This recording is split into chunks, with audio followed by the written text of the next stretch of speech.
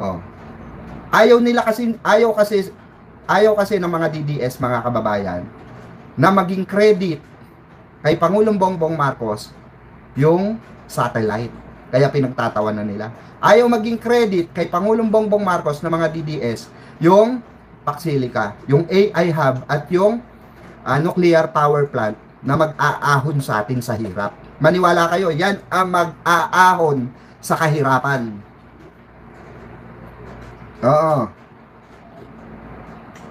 Baka yun sabihin yung generation charge eh. Baka hindi nyo na maramdaman eh. Sa sobrang baba eh.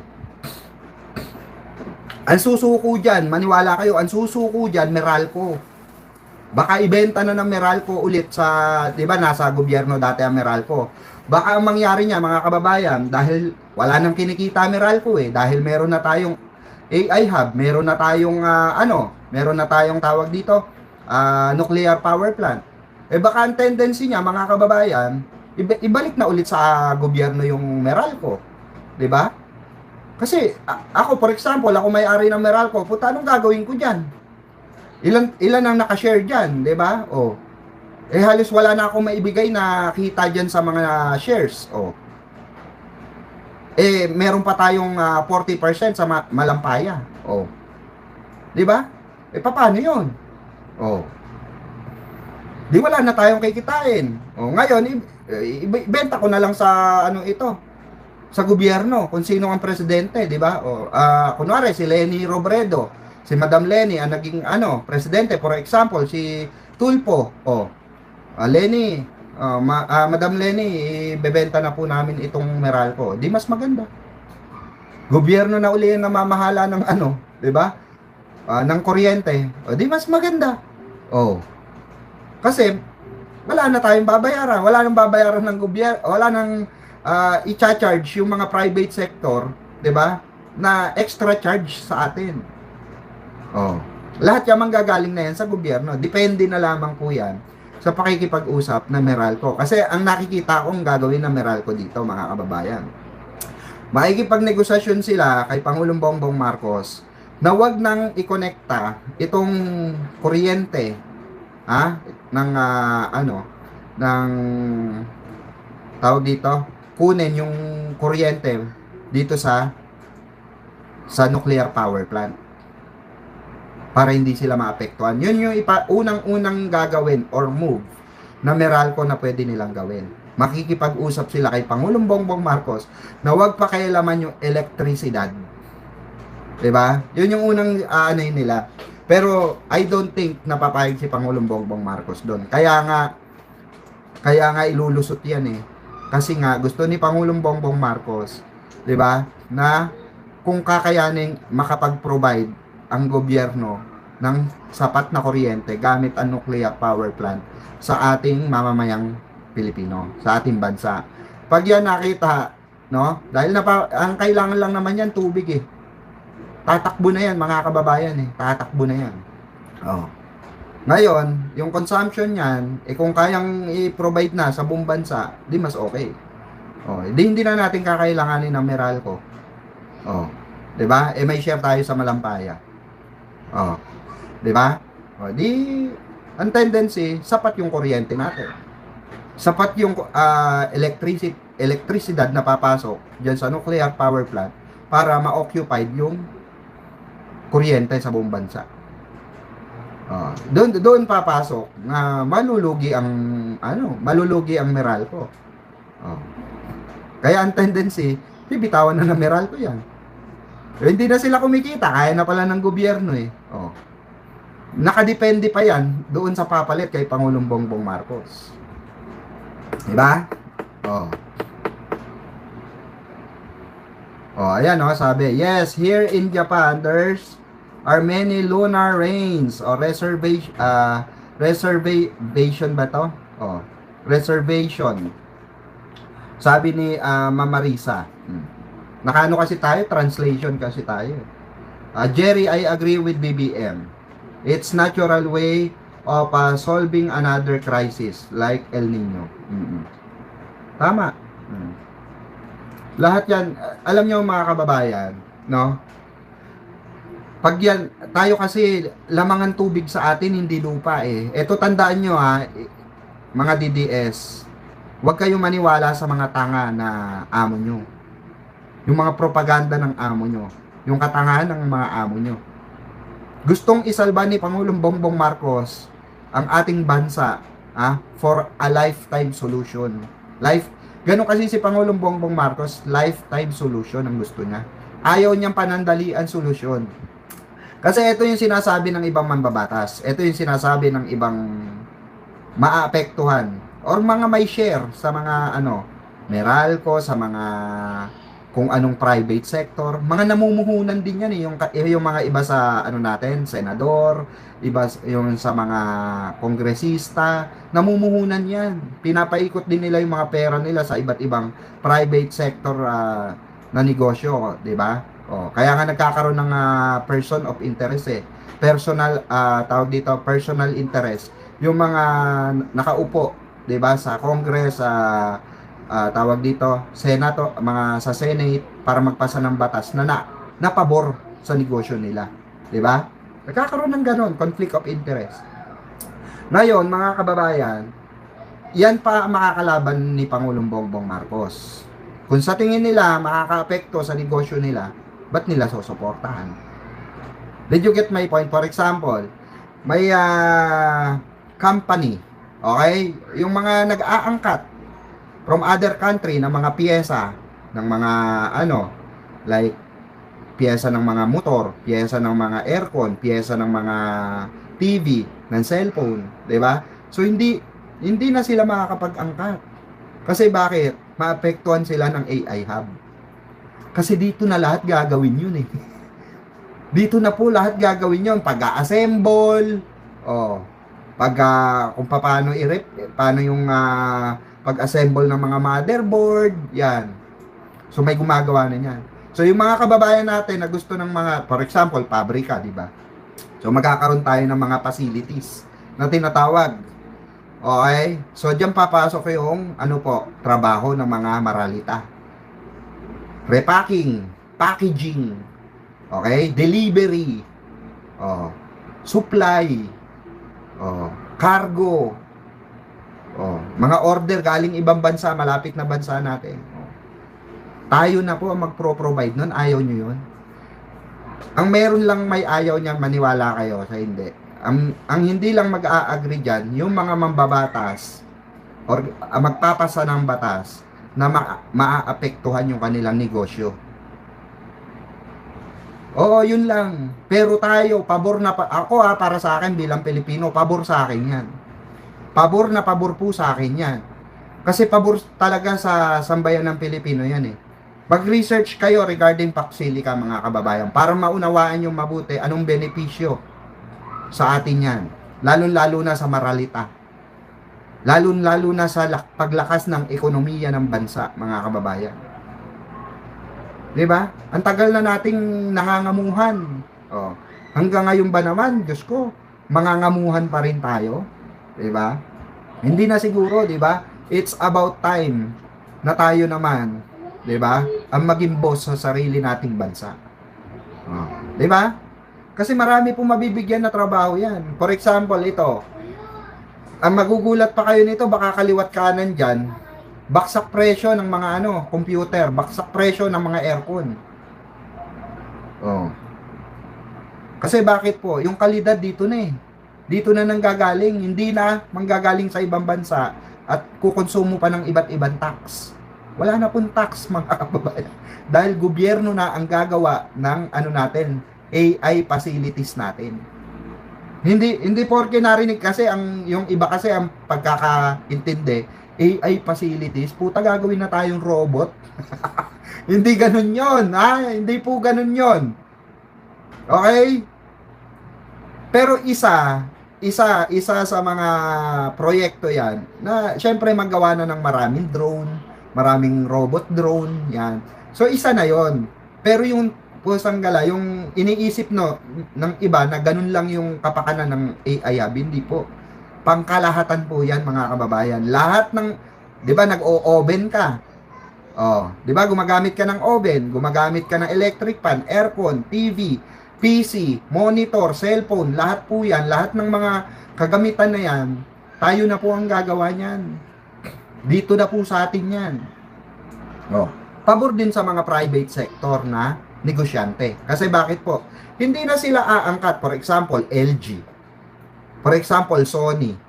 Bakit pa nila itatawid galing Amerika or galing Japan yung kanilang item? 'Di ba? Oh, napapasok sa branch ng Philippines. Hindi, manggagaling na 'yan sa AI hub. Oh, diyan na sila kukuha ng mga parts. So ang tendency dahil wala nang tax, mura na. Kasi bakit? Galing sa gobyerno eh. Provide ng gobyerno yung mga kagamitan o yung mga item na ididikit sa TV, sa mga ganito, monitor, etc. Lahat po yan, mababawasan na. Kasi wala nang tax. Diba? Ang meron na lang tax sa kanila, yung tax na babayaran nila sa BIR, dun sa negosyo nila. Pero yan po ay hindi na pa, yung ipro-provide po ng ating gobyerno para po dun sa mga private sector, hindi na po yan, mga kababayan. Hindi na po yan basta-basta ma-o-onse ng mga negosyante. Kasi nga, may AI hub na po tayo rito. Oh, ganun kaganda po yun, mga kababayan. And at the same time, may nuclear power plant tayo na sasalo doon sa kuryente na makukonsume ng ating AI hub ng Pacsilica. Oh. At may tendency pa na yung nuclear power plant na yon hindi lang para doon. Pwede pang gawin na makapag-provide ng kuryente sa buong bansa. Gamit ang malampaya, 'di ba? Gamit ang katubigan, lawak ng tubig. Sa ating lawak ng tubig sa ating kapaligiran. Isla po tayo eh. Ang kuryente po nanggagaling po yan sa tubig. O, tandaan nyo yan, di ba? O, nag-science naman siguro kayo. O. So, napakalaki po. Napakalaking halaga, napakalaking po ito, importanteng bagay na gustong iwanan sa atin ni Pangulong Bongbong Marcos. Lalo-lalo na yung rocket satellite na tinatawag. Yun po yung meaning, yun po yung sinasabi ni Pangulong Bongbong Marcos, rocket satellite. Magkakaroon na tayo ng sarili nating signal. Susolusyonan na po ni Pangulong Bongbong Marcos yung problema natin sa signal. Kumbaga, pag nag-click ka, eto gusto mong panoorin to, pak, hindi na iikot yan. Yung ganon, hindi na. Pag pinlay mong ganon, pak, yun na yun. Play na. Ganong kabilis yun pag meron kang satellite na, may Philippine satellite na tayo. Oh. Ang Japan meron, China meron. Oh, tayo na lang wala. Singapore meron. Korea meron. Oh. Tayo na lang ang wala. Ayaw nyo nun? 'Di ba? Mga DDS bobo yan eh, tanga yan, mga inutil yan. Ayaw nilang maging asensado ang Pilipinas. Oh. Pero kung ikaw matalino kang tao, alam mo na malaki ang pakinabang nito sa bansa natin, 'di ba? Mawawala na yung mawawala na yung mga tawag dito, mga natin. Kasi tayo, mga kababayan, nag-ano pa tayo eh, tawag dito, nag-ano pa tayo sa Globe Smart, 'di ba? Nag-ano pa tayo sa Globe Smart, Token Text, etc. Globe Smart, ayan. Dalawa lang naman yung Globe Smart, Dumadaan pa tayo sa mga cell site, mga kababayan. Yon, mawawala na po yung cell site na tinatawag. Rerekta na po tayo sa doon. Sa tinatawag na satellite, Philippine satellite. Oh. 'Di ba? Kasi 'di ba yung mga cell site, yung mga bilog, yung nakikita niyo malalaki, 'di ba? Mga bilog, 'di ba? Oh, yun po yung cell site. Mawawala na po 'yun. Kaya bye-bye Smart Globe, bye. 'Di ba? Oh. Magiging wireless na yung connection natin. Hindi ba kayo masaya noon? Hindi ba kayo proud noon, mga kababayan? Tain na. Bobo na lang ang hindi makaka-appreciate diyan. Bobo na lang talaga, tanga na lang talaga, inutil na lang talaga, kagaya ng mga DDS ang hindi makaka-appreciate niya. Ang makaka-appreciate niya yung literal na merong talino, may alam. Yan po makaka-appreciate niyan. kung gaano kalaking ano po niyan, kung gaano po kalaking kaginhawahan ang maiibigay sa atin, lalo-lalo na kayo, ng mga mahihilig manood ng vlogs namin. Ano ba yan? Nagbabaper si Nyolo? Ano ba yan? Nagbabaper si Pikwa? Hindi namin maintindihan yung sinasabi. Wala na pong ganun. Static? Wala na yun. Dahil bakit? Magigirekta na yung signal natin sa satellite. Yung mga nanonood ng TV. Oh. Diba? Yung mga nanonood ng TV. Oh. Yan. For example, ABS. Diba? Bibigyan ng ano yan? Yung ABS-CBN, yung ano nila, satellite, yung ano nila, yung tawag dito, satellite nila, di ba? Nakakonekta na dun sa satellite ng Pilipinas. Oh. So lahat na may channel na, mga Luzon, Visayas, Mindanao. Oh, sa mga Mindanaoans diyan, di ba, minsan malabo sa inyo. Malabo yung GMA. Minsan walang ABS, hindi abot yung lugar nyo sa bundok, 'di ba? Kasi walang signal. Lahat na po, pag yan ay nabuo, yan ay na-provide ng ating mahal na Pangulo bago magtapos ang kanyang termino, ay lahat po, kahit taga-bundok kayo, kahit na nasa underground pa kayo, meron kayong signal. Ganun kalupit po yung satellite na tinatawag. Kaya nga 'di ba sa ibang bansa, kahit nasa subway ka, kahit nasa ilalim ka ng dagat, may signal ka, di ba?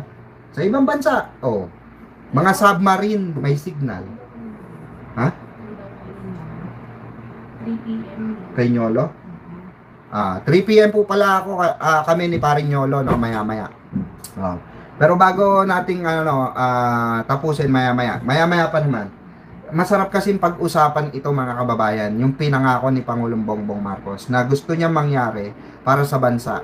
Kaya kung sino yung magiging sunod na presidente for 2028, malaking responsibilidad po ang iiwanan ni Pangulong Bongbong Marcos dito. No? Kaya mas maganda talaga, no? Mas maganda po talaga kaalyado ni Pangulong Bongbong Marcos ang magtutuloy ng kanyang sinimulan. 'Di ba? Or ng kanyang sisimulan upang mapaunlad ang bansang Pilipinas.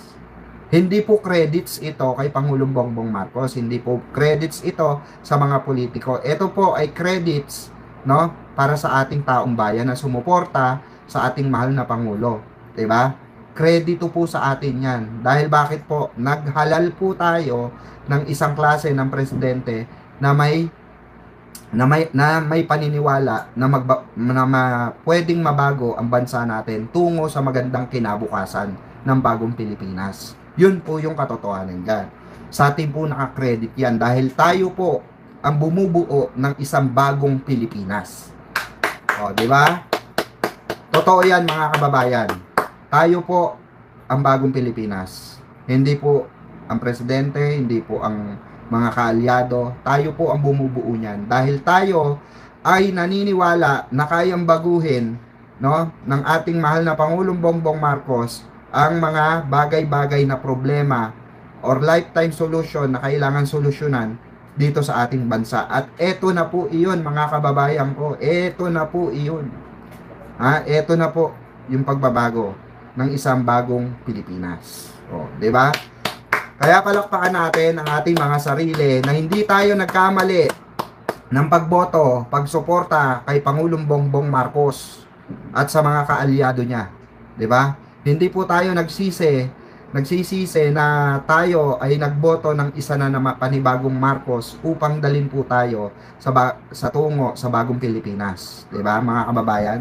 Napakagaling at habang pinapanood nga natin kahapon yung SONA ni Pangulong Bongbong Marcos, 'di ba?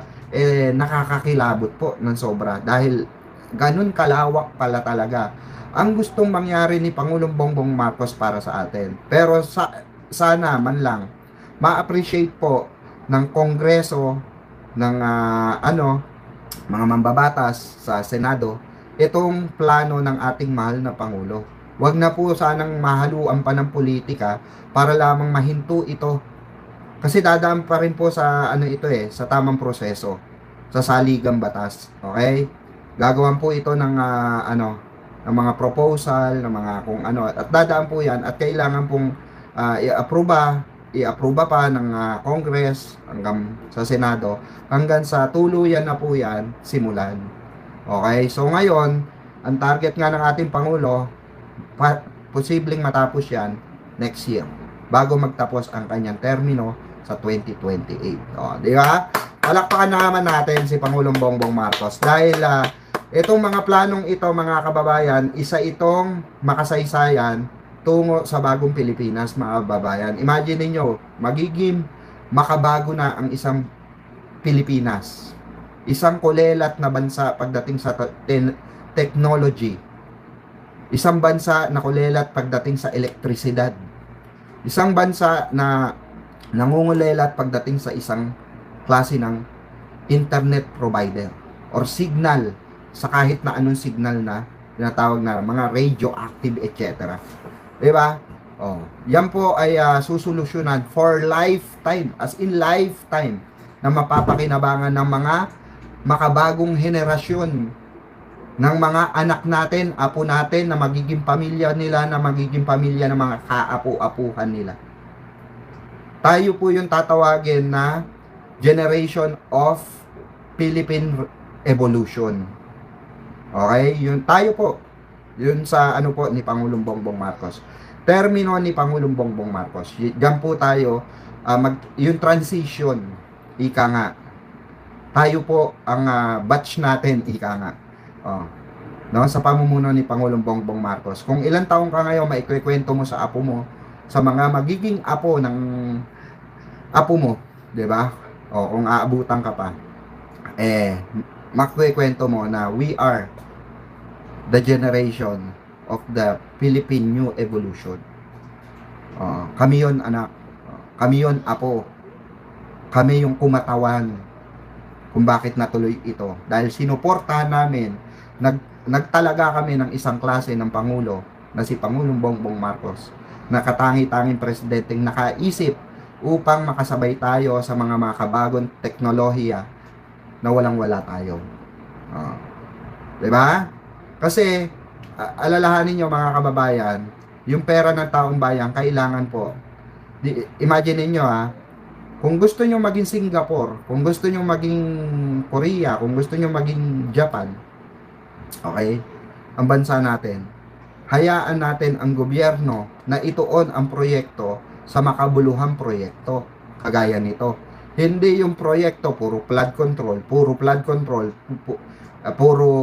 ganito, puro ganyan. Hindi po. 'Di ba? Kasi anong ginagawa ng mga kasi nandiyan yung racket nila sa flood control So hindi hahayaan ng mga congressman, hindi hahayaan ng mga senador na hindi sila kikita. 'Di ba? Affected yung kanilang negosyo. Kasi diyan yung may kickback 'di ba? Kaya yaan gusto nang tanggalin ni Pangulong Bongbong Marcos yan. 'Di ba? Kaya nga binigay na nga po sa lokal. Sa lokal na po, binalik na sa lokal yung pag-a-aproba ng isang klase ng mga proyekto kagaya ng flood control. Kasi nung panahon ni Digong, inalis po ni Digong yan. Okay? Inalis po yung pag-aproba ng mga local government official, kagaya ng mayor, gobernador. Okay? May access lang po niya mga kongresista sa approval. Kaya nagkaroon po ng malawakang anomalya ang flood control project. Nagkaroon ng mga ghost project. Dahil nga po sa pinirmahan na inamyendahan at pinirmahan ni dating Pangulong Rodrigo Bangag Duterte, si Pentaboy. Na binago muli ni Pangulong Bongbong Marcos para tanggalin yung dating pinirmahan ni Digong yon, ni Pentaboy, at ibinalik yung pag-agree or kasama yung lokal na pamahalaan ng lungsod kagaya ng mga mayor, gobernador, kapitan. Sila po ay magpupulong-pulong upang dumaan sa kanila or aprubahan nila yung proyekto na gagawin, para mas malinaw na kung ito ba ay dumaan sa tamang proseso at wala bang kickback na nangyari, 'di ba? Para makita nila kung mayroong anomalya o wala, 'di ba? So, ganun dati naman nang nagraran yan. Pero nga, lumala yung corruption nung naupo si Pentaboy at yung mga kaalyado niya sa Kongreso ang nagpasa na wag nang idaan sa local government yung pagpirma or approval ng mga project in national. Dati po, hindi po ganun. Kay Pentaboy lang po nauso yun. Diba? So, kasi nga gusto nila na makakuha sila ng kickback percentage doon sa kaban ng bayan na supposed to be para sa flood control project. Di ba? Ganun kasimple yung ginagawa nila mga kababayan. Ngayon mga kababayan, itong gagawin ni Pangulong Bongbong Marcos na lifetime solution mga kababayan, napakalaki po nitong bagay sa atin. Ang gagawin na lamang po ng mga susunod na administrasyon na papasok sa pagkapangulo, mamamahala sa atin, ipagpapatuloy po yan. Pagpapatuloy at i-maintain lamang, maintaining lang naman ang kailangan ng isang klase ng AI hub. Maintaining lang ang kailangan ng isang klase ng nuclear power plant. Maintaining lang po yan, wala ka nang kailangan galawin dyan. I-maintain mo lang yan. Okay? Wala ka nang kailangan galawin dyan. More or less, meron kang pwedeng i-upgrade. Pero yung ilelesen mo, may tatanggalin kang ganito, hindi po pwede yun. Kasi naka-standard na yun, standard na yun. Okay? So pag may tinanggal ka dyan, may tendency maglaho yan ng parang bula. Lahat ng pinaghirapan, mawawala ng parang bula. At tendency, malulugi ang gobyerno. Kaya ang kailangan dyan, i-maintain mo yan, or palakasin mo pa yan. Ganun po yun, i-upgrade mo pa yan. Ganun po yung gagawin ng mga susunod na Pangulo. So ayun mga kababayan, meron na lang akong 10 minutes tayo bago tayo magpaalam. Ayan. At tayo lumipat po sa Bengador kay Paring Yolo. Magkasama po kami na pag-uusapan, tatalakayin itong issue ng mga DDS regarding po sa tinatawanan nilang racket kuno, yung mga mga tinatawanan nilang Paksilika, AI hub, 'di ba? Yung mga subway, 'di ba, na gagawin, yan lahat tinatawanan nila. Kasi nga hindi nila naiintindihan kung anong benepisyo niyan sa taong bayan, sa ating mga maralita. Tayo po ang makikinabang niya, mark my word, tayo makikinabang niyan, walang iba. Hindi ibang bansa, hindi mga elitista, hindi mga negosyante. Ang makikinabang po niyan, taong bayan. Yan po ay pilit hahadlangan ng mga elitista. Pilit pong hahadlangan yan ng mga negosyante. Tandaan nyo yan. Na may koneksyon sa mga tao sa gobyerno. Na babayaran nila para hindi matuloy. Maniwala kayo, ganyan ang mangyayari dyan. Kaya kailangan natin talakayin, palawigin ang usapin na ito, sa bansa. Dahil bakit po? Ito po ay malawakang pagpalit or pagtatag ng bagong ekonomiya sa bagong Pilipinas. Okay? So, lipat po tayo kay Paring Yolo. Okay?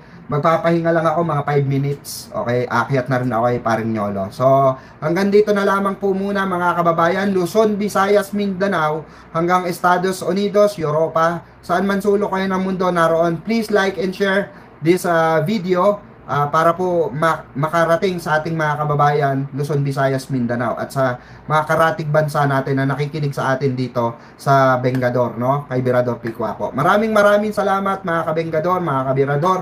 Ito po muli ang inyong lingkod, Birador Picuaco at your service. Maraming salamat. Have a good night everyone. Gangster, we do that better than anybody. I bet you got it twisted, you don't know who to trust. So many player hating niggas trying to sound like us. Say they ready for the front, but I don't think they know it. Straight to the depths of hell is where those cowards going. Well, all you still down, nigga, holler when you see me. And let these devils be sorry for the day they finally free me. I got a caravan of niggas every time we ride. Hitting motherfuckers up when we pass by. Until I die, live the life of a boss player.